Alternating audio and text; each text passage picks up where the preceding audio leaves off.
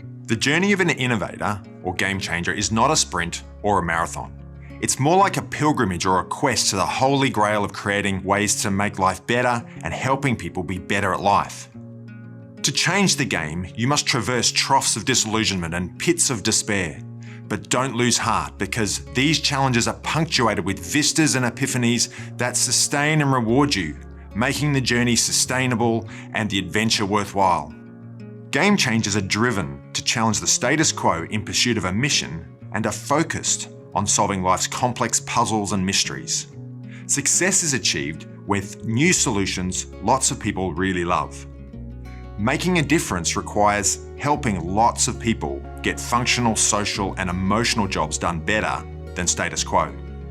Success, therefore, relies on building legitimacy and empathy with stakeholders, understanding how they think and make decisions, their wants, needs, fears, motivations, and aspirations.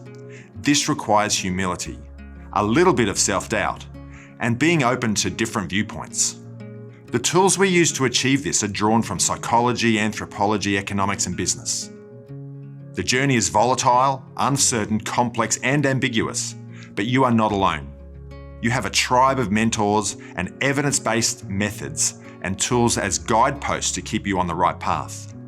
They won't guarantee success, but make it easier to find the ladders and avoid the snakes. Before you get started, check your motivation. Blind ambition and overconfidence can lead to hubris, which can cloud objectivity, often resulting in creating things people don't want or need because of untested, risky assumptions. To really understand what people want, you need curiosity. You can start with a what, how, why, or who, but keep the who as your primary focus. Success comes when your who loves your what and how because of your why. You'll find the most satisfying rewards will come from a feeling of earning your success, helping others, and making the world a better place. Innovation is hard because it requires people to take a risk on a new product or service. But ironically, most humans avoid risk, even when existing solutions are unsatisfying. So to influence behaviours, you need to reduce risk while highlighting rewards. This requires knowledge and empathy of stakeholders, rational and emotional fears and aspirations, which are controlled by the neocortex and limbic parts of the brain. Spoiler alert, most humans favour emotions and intuition over logic, with mixed results.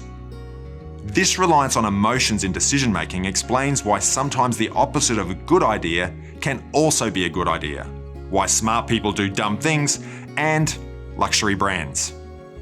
The fear of loss or pain is a larger motivator or restraint to human decision-making than our aspirations for benefits or gains. David Ogilvy best described this challenge as, people don't think what they feel, don't say what they think, and don't do what they say.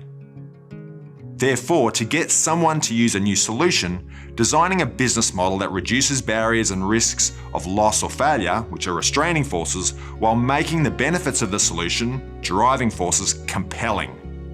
This often requires reframing the problem or opportunity to align with risks and benefits customers and stakeholders prioritize.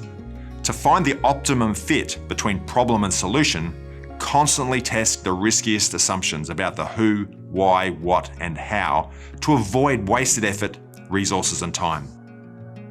People love products and services that make doing functional, social, and emotional jobs easier and more enjoyable. Users often switch between products and services because they all do the same jobs similarly. But loyalty and word-of-mouth advocacy come from often unexpected and surprising functional, social, and emotional benefits, sometimes in spite of performance. Roberto Viganti calls this new meaning. Microfinance, cloud computing, Google, iPhone, Airbnb, Facebook, Afterpay, and Spotify all grew from delivering social and emotional benefits consumers love. So to solve life's most complex puzzles and mysteries, you need ethnography, asking, listening, observing, and running experiments with multiple stakeholders. Ethnography is understanding worlds, getting rid of the assumption that people have the ability to introspect, to figure out what they want and need, and instead observe the background practices, not the foreground practices, to understand people. Ethnography provides you the evidence you're solving the right problem with the right solution for the right users for the right reasons. This requires you to validate or invalidate your assumptions constantly with small, regular, low-cost experiments. This will help identify new insights, early adopters and partners, and accelerate your progress towards problem-solution fit, product market fit, and business model fit.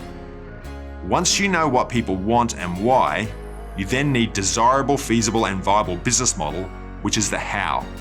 This can be as, or even more important, than an amazing invention.